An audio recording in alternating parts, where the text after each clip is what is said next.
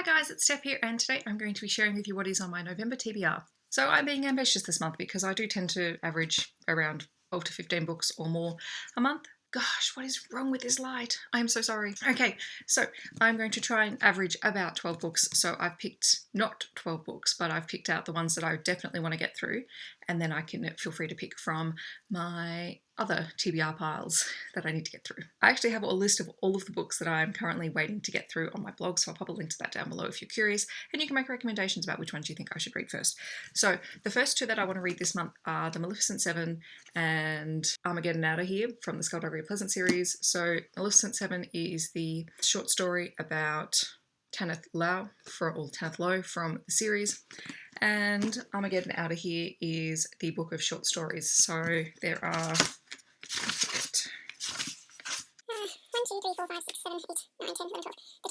14 short stories in here, and once I've read these, then I am finished, as far as I know, with the Skullduggery Pleasant series. So I've read the main series, and now I just want to get through these books. Next up, I want to read Threader by Rebecca Turner. I don't know much about this book, except that I picked it up ages ago and I haven't read it yet. Rebecca Turner is, I believe, an Australian author, so I definitely want to read it for that.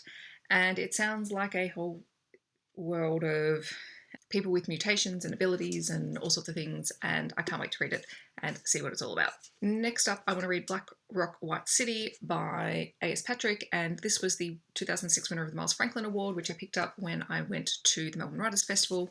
It is a signed copy, and yeah, I'm trying to read at least a contemporary or a literary book a month, sort of.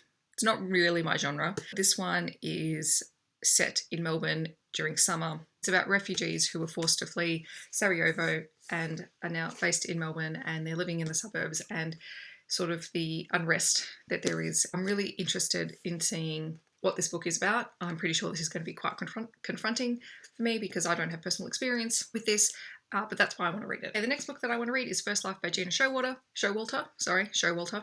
This book, I think, is about different, well, I think it says different realms. I don't know too much about it. I know that there are a few people who have been reviewing this recently, but it seems that when you die, you have a choice between which worlds you then move on to. So I could be completely wrong. It sounds intriguing. I picked this up the same time that I picked up Threader, so it's been sitting on my shelf for a while, and I really want to just get into it, see what it's all about, and see what I think. So the next two books that I want to read are Siege and Storm and Ruin and Rising by Leigh Bardugo. This books 2 and 3 in the Grisha trilogy. I did read Shadow and Bone last month. I really enjoyed it.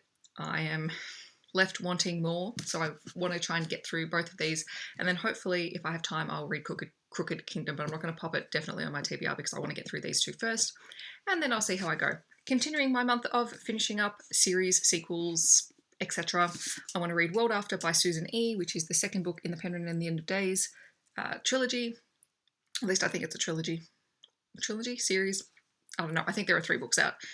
And this picks up where Angelfall left off. Penryn is continuing to explore this new dystopian world destroyed by angels, and where she fits into this and where the characters around her fit into it. Very, very curious. I've been holding out to get to this book, so I definitely want to do that this month. And then the last book that is on my definite TBR is Holding Up the Universe by Jennifer Nivens. Came in the October YA Chronicles box. I'll pop a link to my unboxing video up here for you.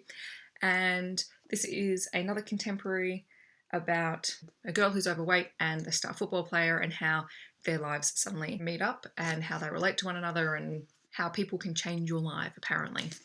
Again, not my usual book, but we are trying to get me back into reading contemporary books, so we're going to give this one a go.